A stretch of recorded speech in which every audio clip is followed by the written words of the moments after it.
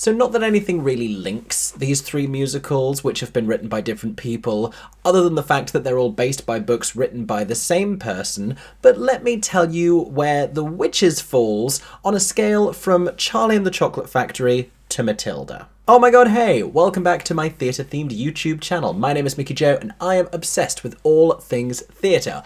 I am a professional theatre critic and a content creator here on YouTube, and this is where I share video reviews of the shows I have been invited to go and see. And today, it has been press night for The Witches at the National Theatre, and I am going to tell you what I thought of this brand new musical based on the children's book by author Roald Dahl. A book which has been twice adapted for film, including recently, for many people, myself included, the original film version of this story may be what we first think of when we think of The Witches, but just like we learned when Matilda the musical was first brought to the stage, just because there is a seemingly definitive adaptation of something doesn't mean that a stage version can't still be successful. That being said, the last time I saw a new musical around the Christmas period at the National Theatre that was aiming for a specifically child-inclusive family audience, it was a show called Hex. My feelings about which were well documented here on YouTube. I don't know how many of you have been around here long enough to remember that one. Feel free to go watch that one after this review, because that was a time for all of us. But because of that, and my recent feelings about the current UK tour of Charlie and the Chocolate Factory, which again, video here on my channel, I was apprehensive. There were reasons why I was apprehensive about The Witches, and I wanted this to succeed. But it didn't seem like a slam dunk to me. Though Roald Dahl's storytelling is sort of naturally wacky and creative and colourful and easy to theatricalize, it's also not without its challenges. There are often a lot of magic elements, which of course are easier to create on film. And then there's the question of how to adapt such iconic and memorable language. Who are the writers that you bring into this? Because as we have learned from Matilda, from Charlie and the Chocolate Factory, some lyricists, some book writers are more compatible with Roald Dahl than others. Tim Minchin is a fantastic fit for Matilda, while Charlie and the Chocolate Factory, meanwhile, had sort of a bigger challenge. That show needed to sound like the pre-existing film adaptation because the song Pure Imagination was already so iconic, so they had to create a score that built from that rather than building from the book as a source material by itself. Now for The Witches, the book and the lyrics, the book being the script, have been written by Lucy Kirkwood, while Dave Malloy, the composer behind the musical Natasha Pierre and the Great Comet of 1812, has written the score as the composer and co-lyricist. But the key question remains, does this work? Is this worth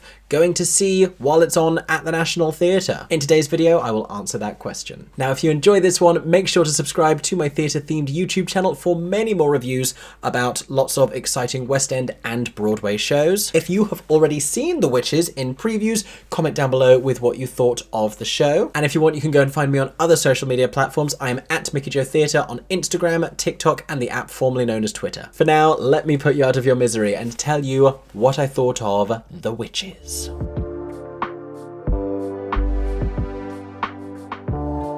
So before we even meet our protagonist, we are introduced to the concept of witches and given a little bit of an explanation as to how witches exist within the world of this story. And it kind of dismantles a lot of the tropes usually associated with witches, all of the broomsticks and the pointy hats and the being green. Because within the dubiously anti-Semitic interpretation of Roald Dahl, more on that momentarily, witches are not outwardly nefarious, but instead hide themselves among society, and they are lollipop ladies and nurses, seemingly well-meaning women who lurk among the neighbourhood with the intent to kidnap and abduct children and transform them into inanimate objects or animals. The reason they do this is because clean children let off an odour that only the witches can smell, which is abominable to them. And they are trying to rid the world of this smell by getting rid of one child a week each. That's equal to 52 a year. Now, this isn't to say that the witches don't have some distinguishing features. How else would you recognise them at all? The witches have three distinguishing features. They have square toes, which makes their shoes uncomfortable, so they walk in a slightly fidgety way. Full disclosure, I was sitting on the front row, so I couldn't actually see anyone's feet, so that one may have been lost on me. But the others were more noticeable. They all wear gloves to disguise the fact that they have clawed fingernails, which within the stage version of this, rather than, you know, giving them all prosthetic fingernails that you wouldn't be able to hide under gloves, anyway, they just had purple fingernails when they took the gloves off. And finally, and we're about to talk about this, they all wear wigs to disguise the fact that they have, like, I can't remember what we were told in the script, but the actual way they do it is they just have, like, purple, bold cap heads. This is the one that I wish, if they were going to change the features, I really wish they had changed the wig one, because there, you know, there is a sort of a strong visual in the removal of these wigs. However, if you don't know, now you know, there is a well-documented link between Roald Dahl and anti-Semitism, and this unfortunately is one of the lingering elements of that. Because the way that these witches have been conceptualized within this story is sort of a dog whistle about Jewish women in society. The idea of them being secretly placed within positions of power, but the wearing of wigs, I believe, is associated specifically with Orthodox Jews, correct me if I'm wrong, but I believe specifically Orthodox Jewish women wear wigs. And so not only is it a remnant of this offensive, outdated anti-Semitic perspective, also it's a little bit difficult for a stage production in which many of your characters wear wigs, not only the ones who are witches. And if you're close enough to the stage, you can tell everyone's wearing a wig, and so it sort of hits different. But more on that later. After the concept of what witches are in this world is explained to us, we are then introduced to our protagonist, a young boy who is very quickly orphaned, sadly, and ends up living with his grandmother. He is called Luke, he's very fond of animals, and he just doesn't want to have to leave his family home. His grandmother is called Gran and is from Scandinavia and had a sort of distant, strange relationship with his parents, but she has come to take care of him, and she has brought her peculiar possessions as well as her slightly standoffish and abrupt personality. It turns out that she has dedicated her life to hunting witches. She tells Luke what a witch is. He is baffled by this and doesn't really believe her, but in an attempt to run away, he is very nearly abducted by an actual witch. Needless to say, he's converted, he's now buying into it. Grandma's off to go and hunt the witch, gets so excited about it that she has a full heart attack and they go to hospital. At this point, the child is experiencing major PTSD and is very receptive to the advice of the physician, who suggests that they should go and have a relaxing holiday in sunny Bournemouth, incidentally, where I am from. Sunny, sunny Bournemouth. Now, when they reach this hotel, Luke meets another young boy his age called Bruno, from an ostensibly wealthier family, who is leading a very charmed and privileged young life, albeit with a diet seemingly deprived of sugar. And the eccentric hotel manager Mr. Stringer isn't the only unusual character floating about the premises, because even though they claim to be the Royal Society for the Prevention of Cruelty to Children, it turns out that they are actually amidst a meeting of all of the witches of the UK, which hilariously is happening in a coastal hotel in Bournemouth. Think of it as being like the Conservative Party conference, but with about 10% more moral integrity. In fact, you know what? That's not fair. Maybe 15%. So if you've never seen a show at the National Theatre before, specifically in the Olivier Auditorium, which is the biggest of the 3 spaces in that building, they can achieve some really fantastic and impressive visual feats with their set designs. We had this huge revolve, we had different flats coming down, we had this fantastic hotel set, we got a variety of different rooms in the hotel, we got a kitchen, we got a dining room, we got a meeting room, and though there's a significant build up towards it, it's not really until we reach the hotel that the plot really kicks into full gear. So the locations that we see beforehand, sort of the neighbourhood areas and Luke's family home and the hospital, they're not as fully realised. Now, this sense of scale doesn't end at the set design, it's worth saying. There are an immense number of performers in this cast as well. There are about 15 different witches, a handful more in the ensemble, and an extensive ensemble of young performers, as well as 3 young performer named characters, who are obviously played by multiple different children on rotation. Now, both the set and the costumes for this show have been designed by Lizzie Clacken. I think it's stunning work. I love the aesthetic of the set design. I particularly love the costumes, the way you have all of these colour themes carried through. I love the way all of the witches are attired to make them look very everyday. I like the Grand High Witches costumes. And there's one more design thing I have to talk about, which is a spoiler for the events of the second act. If you don't want to hear it, jump just like a couple of minutes forward and I'll be done talking about it. But if you know the plot of this show, you know that our 2 young boys get turned into mice. After this has happened, we alternately see them portrayed as little, like, handheld mice that you can hold in your hand. I'm using a bear here. You're going to have to imagine that this is a mouse. Do I have a mouse? Surely I have a mouse. That dog looks like a mouse, but it is not. It is a chihuahua. Shockingly, I don't have a mouse. They sell mice, and I didn't buy one. I should have for this exact purpose. I'm going to have to go back and buy a mouse. But they are either shown as little mice wearing like the same accessories that the previous child versions of themselves did, or we see the actual child actors with big mouse ears and tails on. And we swap between the two depending on whose perspective we're seeing them from.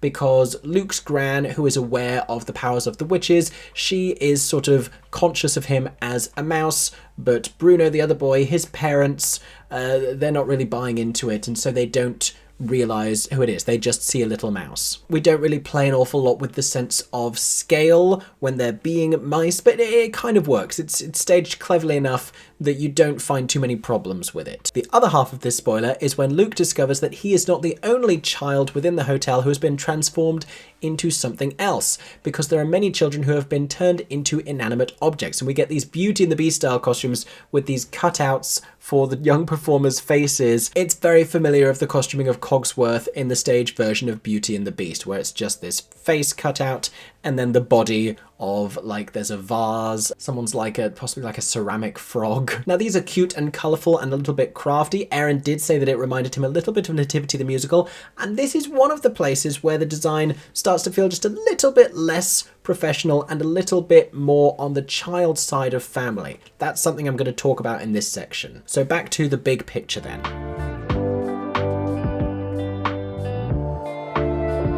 I'm aware we're a long way into this review and I haven't really said if I liked this show yet, so let me put you out of your misery.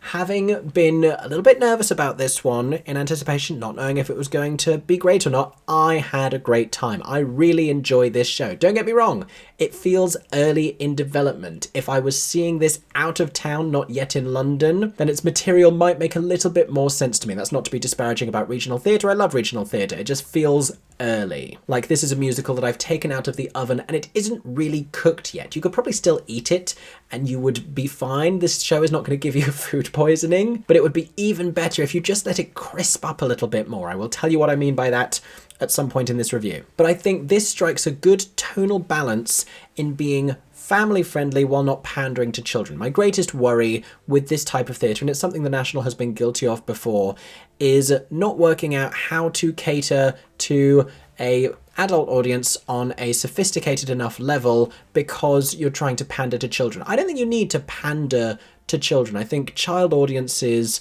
are more mature and more intelligent than a lot of writers give them credit for. Look at something like Matilda. That's an incredibly sophisticated show that still appeals to a young audience. Kids love that show, but it's not condescending. This has its moments of occasionally just stepping over, because it's towing a very fine line between adult and child audiences, and just occasionally we will dip a little bit into the more childish side. But then to balance that out, there are also some legitimately very dark and scary moments. There is something of a strong sense of foreboding from the off. It has a menacing air, even if there's no particular scene that I would warn any parents about. An example of the kind of childish thing that I spoke about, there is a scene in the second act when a scheme is coming together and it all revolves around soup. And you have these actors playing chefs in the kitchen who are singing a song, the lyrics to which are soup, soup, super duper doop doop, super duper doop doop, and then something else.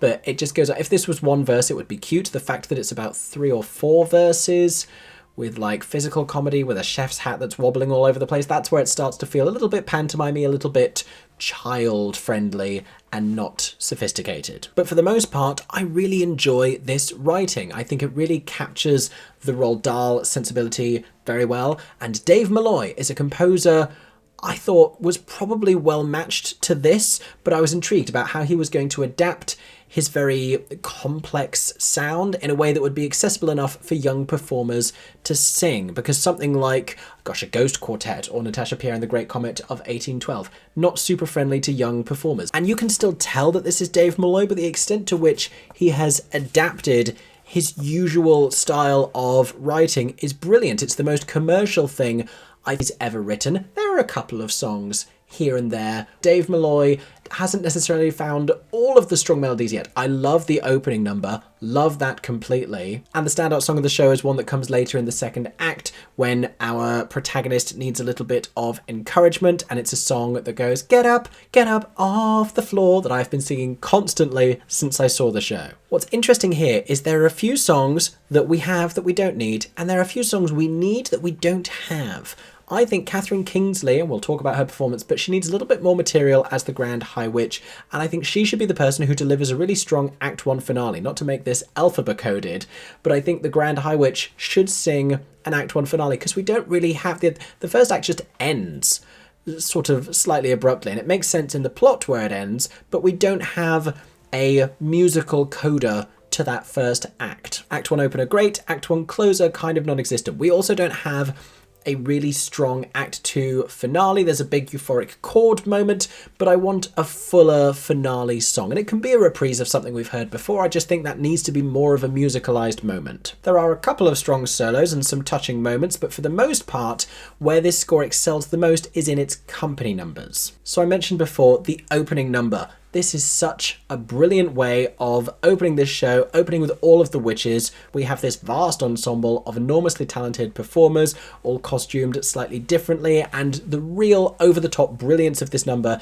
is the choreography from brilliant, wonderful Stephen Mear, who has had some prior experience in choreographing a group of slightly sinister neighbourhood ladies. Both in The Witches of Eastwick and Betty Blue Eyes, he had given us slightly similar vignettes, both of which were kind of the standout moments of each of their shows. This is a perfect Stephen Mear number, and I loved it. Best way to open this show. But it's not the only thrilling dance number. So when we first meet the precocious young Bruno, he sings a song all about how he charms women that he meets by being such a sweet, nice young man that they give him sweets and chocolates. And the best way for us to conceive this on stage is to turn it into a dream sequence tap number in which the female ensemble are wearing these pink and white striped sort of candy outfits with big confectionery things as headpieces and costumes and like tap dancing cupcakes, etc. And he's dancing down the steps and he has a top hat and he has the sequin tearaway moment. It's a little much. I think the staging of the number may overpower the actual material of the song a little bit because I remember the visuals much more than I remember the melody. I know he sang his own name a lot. It's one of those. Full disclosure, it's also probably a verse longer than it needs to be, but it's a charming moment. I like tap dance and I like sweet things. So this was very welcome to me. There was another great number establishing all of the hotel staff when we first arrive at the hotel. There are some bitingly witty lyrics in there. I did really enjoy this score. And I really enjoyed Lindsay Turner's direction with a few tiny little quibbles, which I'm going to tell you about in this next section about little ways in which I think the show can improve.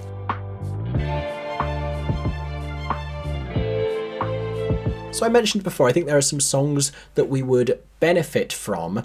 I think we just need a little bit more of those musical oomph moments. The whole thing functions very well as a show, but for it to be a musical with a capital M, it's not that we don't sing and dance enough.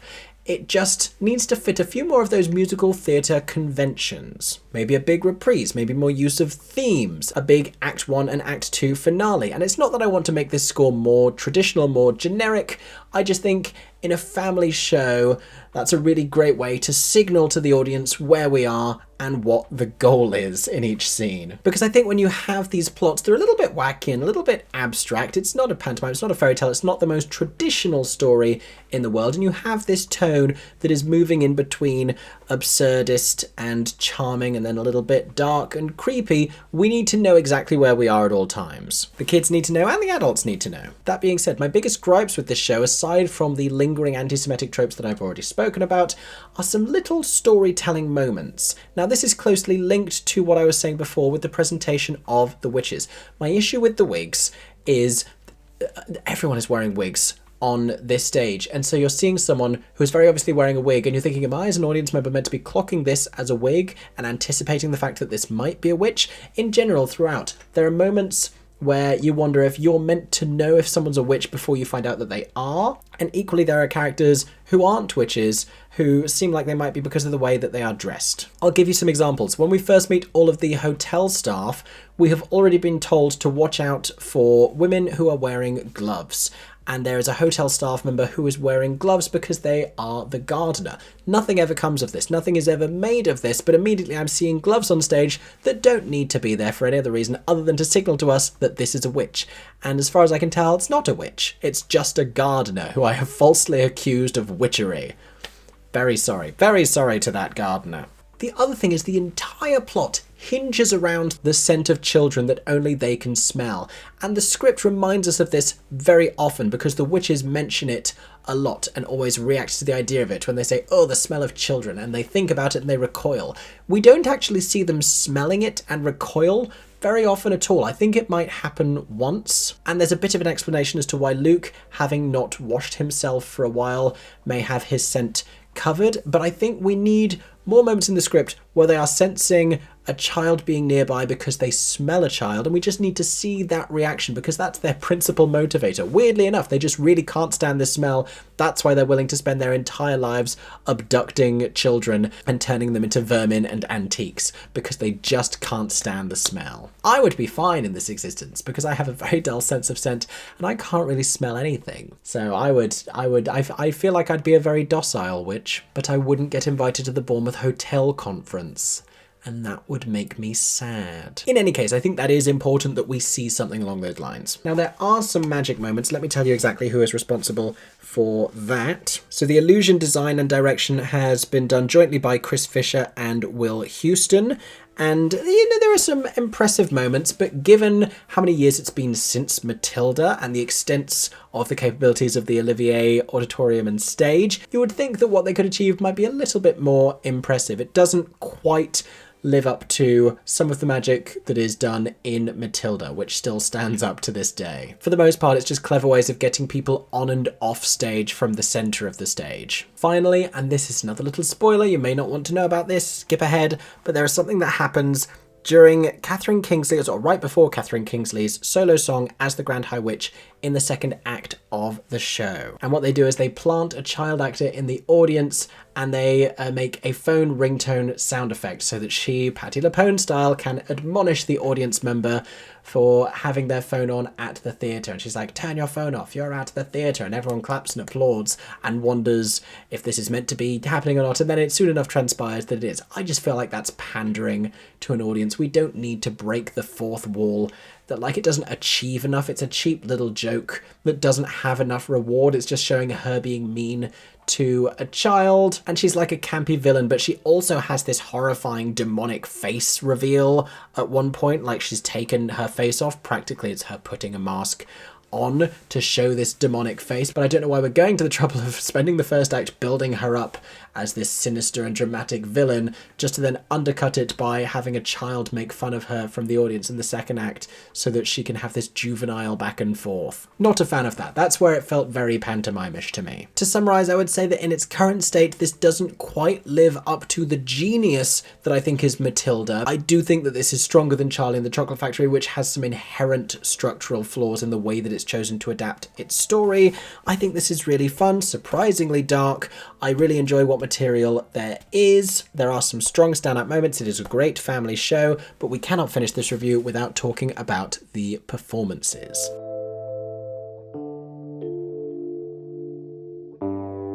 So I'm just looking through this to try and work out which children I saw. I saw a young actress named Chloe Raphael, playing a character called Helga, who I won't tell you too much about, but she sounded lovely. Largely, she is there to sing a big song.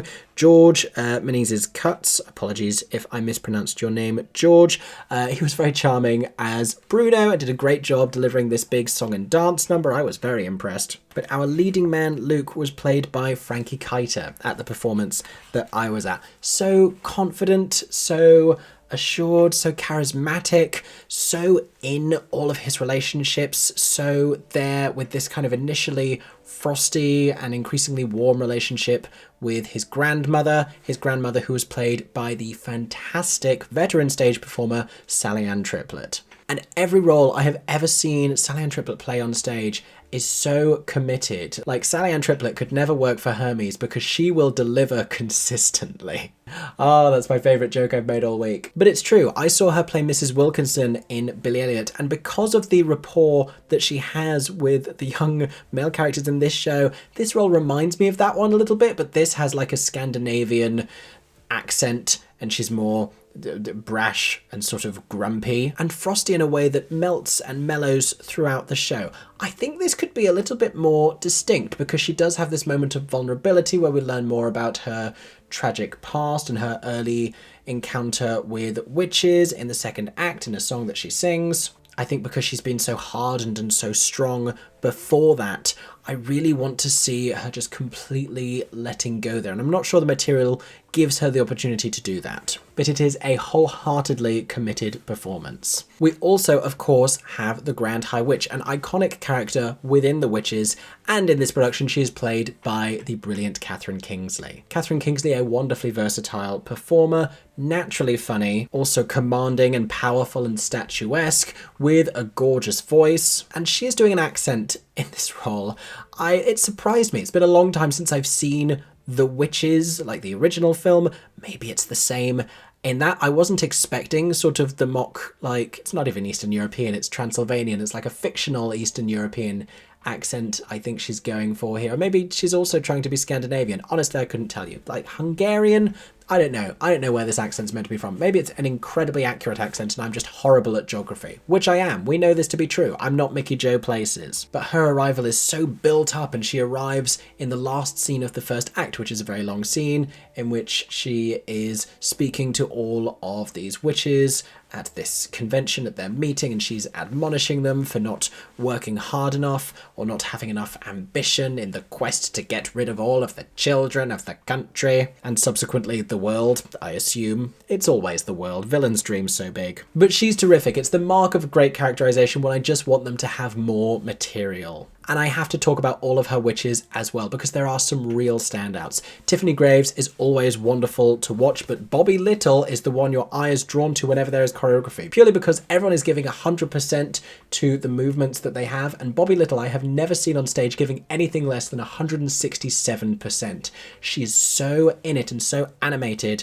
and has just so much energy. You will always see her wherever. Chrissy Beamer, among the witches, has quite a juicy named character part, which she does a great job with. I love her intense vocal moment. Zoe Burkett is in that ensemble as well. She needs more material because she's such a fantastic, versatile performer, but the few moments that she does have when she's like pretending to be nice to a child are delicious. Miracle Chance, another effortlessly funny performer, of course, has some brilliant comedy moments as well. But Maggie Service is maybe the biggest scene stealer. She plays not only the very upper middle class and posh mother of Bruno, a character called Mrs. Jenkins, but she also plays one of the witches who feels like she has to say something in the face of unrealistic workplace expectations. I won't tell you what happens, but it's such a brilliant scene-stealing little character. Within the rest of the ensemble, Irvine Iqbal does some excellent work in the second act as a chef whose personality changes dramatically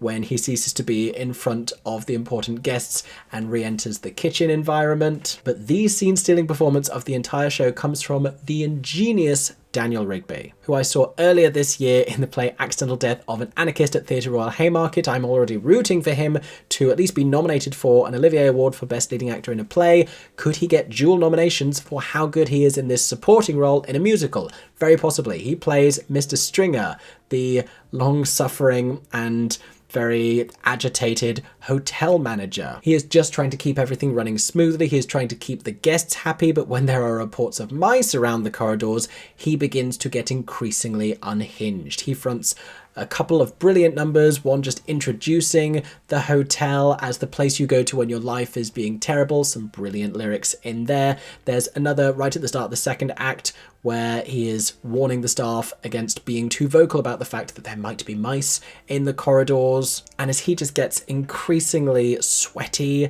and hysterical, he's so funny, and he does the hysteria thing incredibly well. It's what he did so well in that other play. But those have been my thoughts about, that's the wrong side, that's the activity book, excuse me.